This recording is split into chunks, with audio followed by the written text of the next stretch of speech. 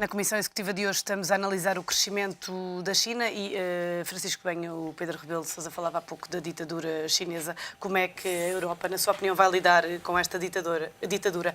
Vai ignorá-la a bem de uma ajuda na crise? Bem, em primeiro lugar, esse é um assunto bastante complexo e, naturalmente, que terá que ser uma tomada de posição ao nível da União Europeia no seu todo. Mas, obviamente, que as consequências são, para já até, temos um caso concreto da Hungria, que recentemente obteve 1.000 milhões de dólares de apoio dos chineses e cujo presidente da Hungria passou a ter uma atitude perante a União Europeia completamente diferente de antes de ter esse dinheiro. E, naturalmente, também não nos podemos esquecer as posições que o próprio Estado português já revelou, nomeadamente do governo anterior, em que, de alguma forma, era sensível ao argumento do embargo das armas, que está neste momento da União Europeia para com a China, é sensível a isso, era sensível também à possibilidade da China, portanto, a obrigatoriedade que foi assumida nas negociações com a Organização do Comércio Mundial, em que, portanto, estar ainda sujeito a algumas taxas de introdução no mercado europeu e, portanto, há alguma abertura dentro desse espírito. Ora, isso pode ter consequências. No entanto, eu como já estive na China e nomeadamente, já tive a possibilidade de fazer até alguns negócios com algumas empresas chinesas, eu sei que isso é, de alguma forma, ou seja, diria mesmo que é presente, sabe-se isso, mas as pessoas querem andar para a frente, porque mais importante que a ditadura é também termos consciência que a China tem neste momento, por exemplo, e os chineses sabem isso, quer os que estão na China, quer os que estão fora da China, a China neste momento tem uma população ativa de 1.000 milhões de pessoas, das quais estão a trabalhar 780 milhões, ou seja, há um desemprego de 22%. Ora, isso é uma bomba relógio que nós temos e que o caso concreto dos chineses têm. E, portanto, eles também, por um lado, não podem esticar demasiado esse tipo de argumentos e têm que, e aliás, de referir que o plano quinquenal de 2011-2015, que foi recentemente aprovado, tenta, de alguma forma, fazer a transição de uma sociedade mais produtora para uma sociedade um pouco mais consumista, no sentido de dar maior qualidade de vida à própria população. O consumo, só para referir, porque acho que é um dado interessante, o consumo na China é apenas, em média, 35% do PIB.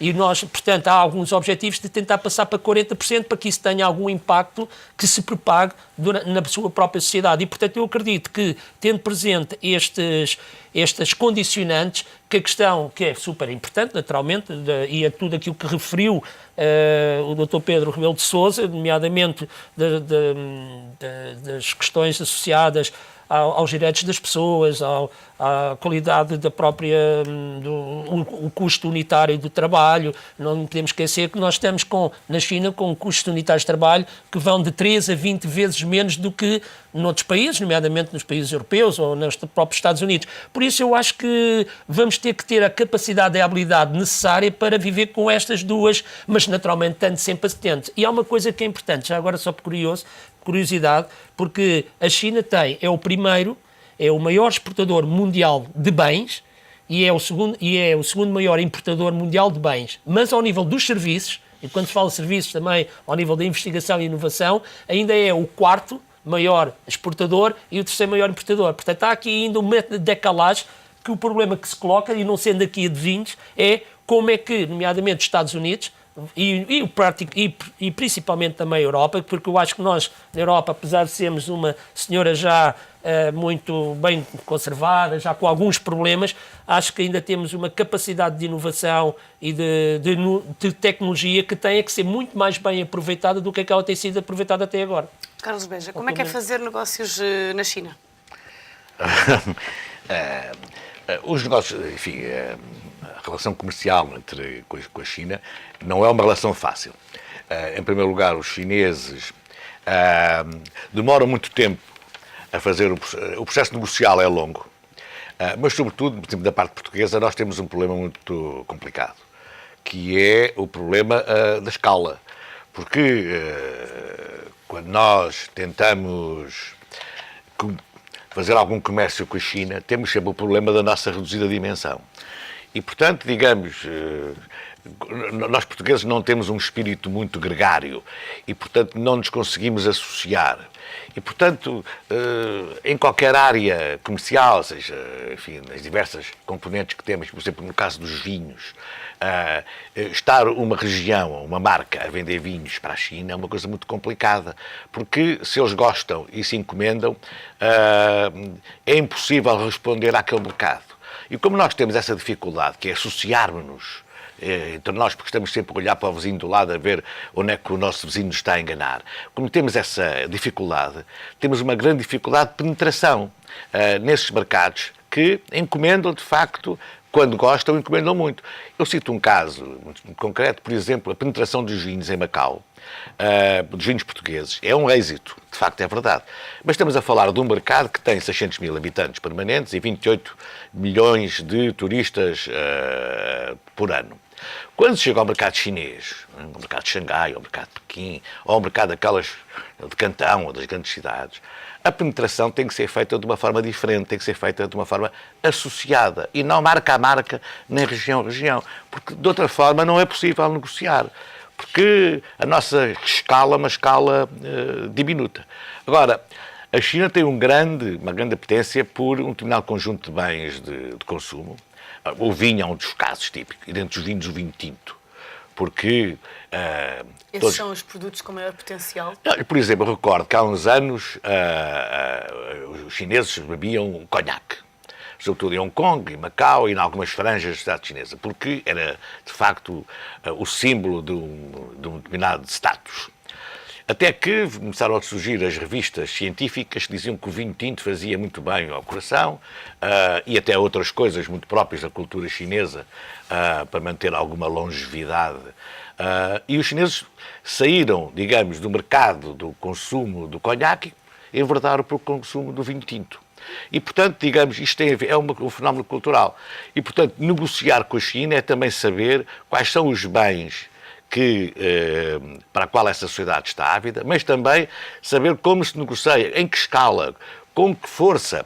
E nós ou nos unimos nessa negociação ou temos alguma dificuldade. E o que é que precisamos, o que é que Portugal precisa de fazer nesse capítulo? Precisa, sobretudo, de se juntar e ter uma estratégia muito clara do ponto de vista dos poderes públicos, mas também dos poderes privados. Isto é, se nós não conseguirmos associarmos através dos setores que representamos do ponto de vista exportador para chegar ao mercado chinês de uma forma global, se continuarmos a irmos, digamos, caso a caso, de uma forma mais ou menos voluntarista, como alguma vez assistimos, com alguns êxitos, diga-se bom da verdade, mas de pormenor, nós teremos muita dificuldade em abordar aquele mercado. Mas eu gostaria de retomar aqui só uma questão que foi já levantada pelos meus dois antecessores sobre a questão da evolução da sociedade chinesa. Porque eu penso, nós temos uma noção do tempo muito ocidental. E eu gostaria que fizéssemos um exercício, era o que era a sociedade chinesa há 200 anos ou há 300 anos. E o que era a Europa nessa altura. Isto é, a evolução dos regimes, a evolução das sociedades tem um tempo no Ocidente, mas tem um tempo diferente no Oriente. E eu acredito que o percurso da sociedade chinesa, nos últimos, desde a Revolução Cultural até hoje, pode nos dar alguma perspectiva, como já o Dr. Pedro Rebelo de Sousa, de vir a nascer alguma coisa nova ali. Eu penso que a sociedade chinesa está a caminhar nesse sentido. E está a caminhar criando, através do consumo, uma nova sociedade. Está a criar, através de uma massificação de bens culturais, de uma massificação até da interpenetração dos valores culturais ocidentais e orientais, que a pode levar com muito cuidado, porque os chineses são muito cuidadosos nisso, e estamos a falar de uma população de 1.300.000.000, que se há alguma convulsão é preocupante, não só para a China como para o mundo, mas eu penso que a sociedade chinesa irá evoluir no sentido de maior democracia, de maior respeito pelos direitos humanos, numa forma se calhar diferente daquela a que nós ocidentais estamos habituados. Mas não nos esqueçamos, o tempo para a China tem uma duração completamente diferente do conceito de tempo para nós ocidentais. Nós somos muito mais rápidos, temos uma noção mais curta do tempo, eles têm uma noção mais intemporal do próprio tempo. É outra cultura. António Capinha, a forte presença do Estado chinês na economia dificultou os negócios com a China? Cada vez menos, porque tradicionalmente, por exemplo, as Forças Armadas tinham um peso muito grande na economia chinesa e, portanto, isso tem-se vindo a alterar sucessivamente e a iniciativa privada tem criado cada vez mais, portanto, uma força financeira no país. Por exemplo, o ano passado, portanto, existiam cerca de 146 bilionários chineses e prevê-se que este ano esse aumento seja de cerca de 14, 15%. Portanto, isto significa uma pujança muito grande por parte da iniciativa privada.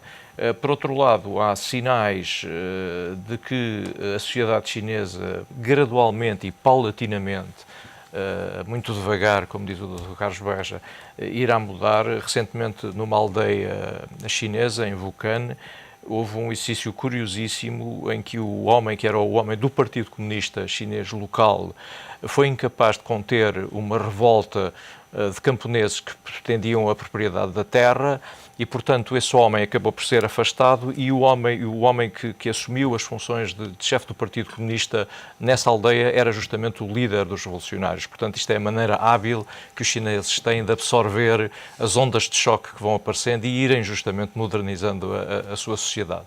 Pedro Rebelo de Sousa, para terminar, como é que considera que é a relação bilateral China-Portugal?